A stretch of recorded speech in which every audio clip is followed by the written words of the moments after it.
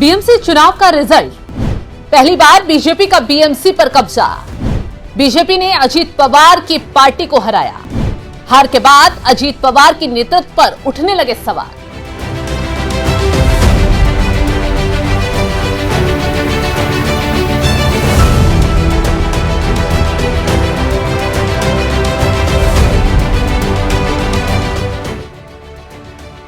नमस्कार, मैं आपके साथ शबनम। महाराष्ट्र के नगरपालिका चुनावों के नतीजे आ चुके हैं और जीत अब सिर्फ आंकड़े नहीं है, बल्कि ये एक साफ राजनीतिक संदेश है। एक ऐसा संदेश जो पुणे और पिंपरी चिंचवाड़ की सड़कों से निकलकर सीधे मुंबई की सत्ता गलियारों तक गूंज रहा है। बीजेपी ने न केवल पुणे महानगर पालिका और पिंपरी चिंचवाड़ महानगर पालिका में अपना दबदबा बरकरार रखा, बल्कि उसे ऐतिहासिक रूप से और मजबूत कर दिया। पुणे की 165 सीटों में से 110 सीटें बीजेपी की छोड़ी। वहीं कभी पुणे की राजनीति की धुरी मानी जाने वाली एनसीपी, वो भी शरद पवार और अजीत पवार की संयुक्त ताकत के बावजूद बुरी तरह हार गई और महज 2 सीटों पर सिमट गई। पिंपरी चिंचवाड़ में भी कहानी अलग नहीं है। 128 सीटों में बीजेपी को 81 सीटें मिली, जबकि अजीत पवार गुट को सिर्फ 36 सीटों पर ही संतोष करना पड़ा।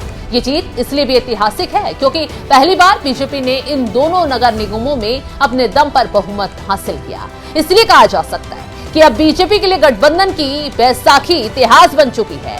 इस नगर पालिका की जीत पर विश्लेषकों का कहना है कि अब सबसे बड़ा सवाल यह है, क्या पवार फैमिली का क्या होगा? क्या अजीत पवार और शरद पवार का एकजुट होना, जिससे एक मास्टर स्ट्रोक कहा जाता था, बीजेपी के विजय रथ के आने से पूरी तरह पस्त हो गया? ये हार केवल चुनावी नहीं, बल्कि वैचारिक और संज्ञानात्मक भी है।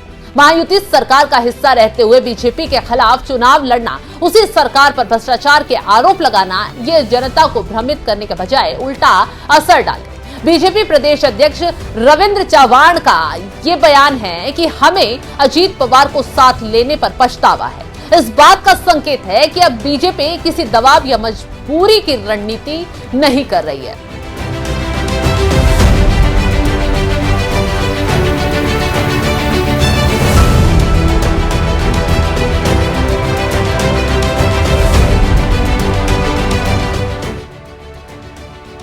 जानकारों का विश्लेषण है कि अजीत पवार के सामने अब 2 ही रास्ते बचे हैं। पहला ये कि वो पूरी तरह बीजेपी के सामने झुककर जूनियर पार्टनर बना रहे, या फिर अपने चाचा शरद पवार के साथ स्थायी विलय का जोखिम उठाएं। लेकिन सवाल ये है कि क्या शरद पवार के पास अब देने के लिए कुछ बचा है? शरद पवार की पार्टी 24 नगर निकायों में खाता नहीं खोल सकी। पुणे जैसे शरद पवार का गढ़ जिसे माना जाता था, वहां पर पार्टी सिर्फ 2 सीटों पर जीत सकी है।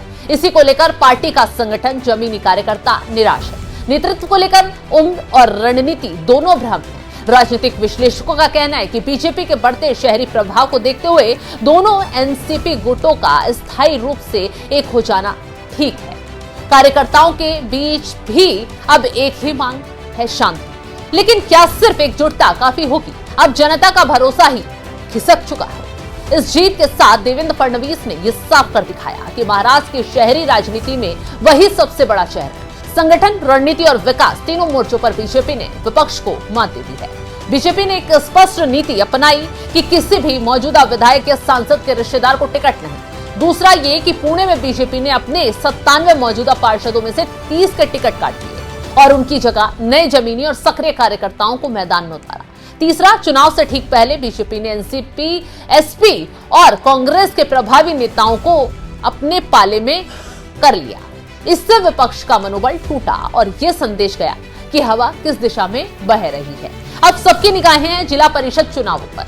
सवाल ये नहीं है कि बीजेपी कितनी मजबूत होगी, सवाल ये है कि क्या पवार राजनीति से खुद को साबित कर पाएंगे, या अजीत और शरद पवार साथ रहेंगे, या इस हार के बाद फिर से अलग अलग होने का रास्ता चुनेंगे। फिलहाल आपको क्या लगता है, कमेंट बॉक्स में जरूर बताइएगा।